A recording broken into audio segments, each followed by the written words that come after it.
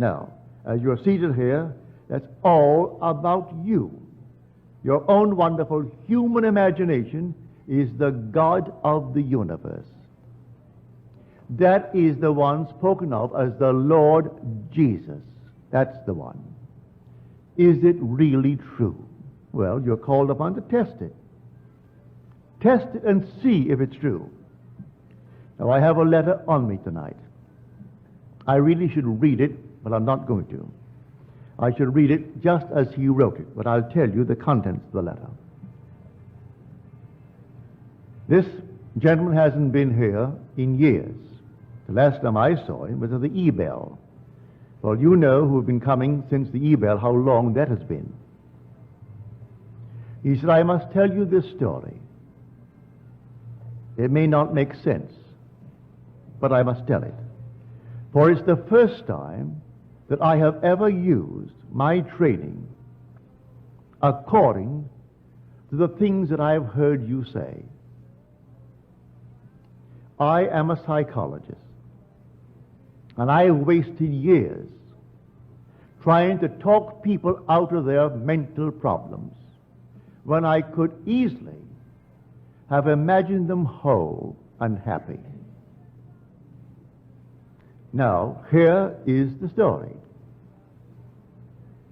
He said, a friend of mine, this lady, claimed that she was in many ways abnormal. She and her husband adopted a little baby girl, and something very strange went wrong with the child. The child was 4 years old and still could not speak, and the few words it muttered, it garbled so that it is simply not intelligible. But in the 4 years talking to her, there was progress. Then one day she said to me, I do not feel any longer that I am abnormal. So now I say to myself, I am not abnormal. He tried to explain to her that that's not quite the approach. And then he broke the thought and he told me this story. He said, for instance, in my own case, I find a home that I want. I begin to imagine that I'm living in that home, and then doubt sets in, with the result that that doubt materializes into a person. And that person has more money than I have, and he buys the home, leaving me out in the cold.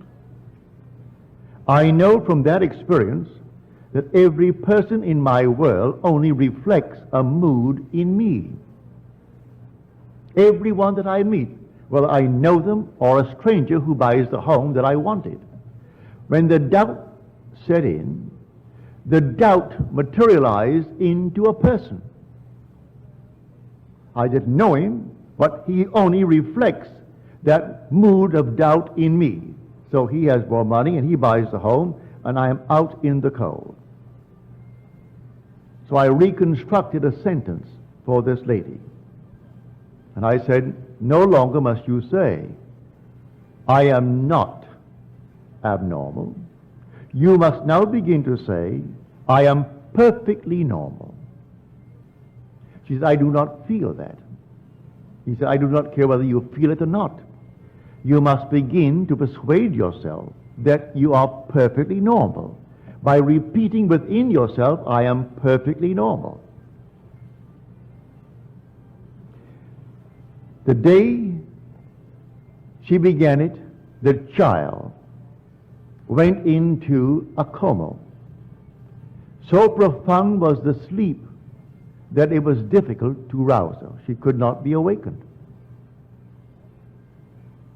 She asked me to examine the child. I said, no, take her to a medical clinic and have them examine the child.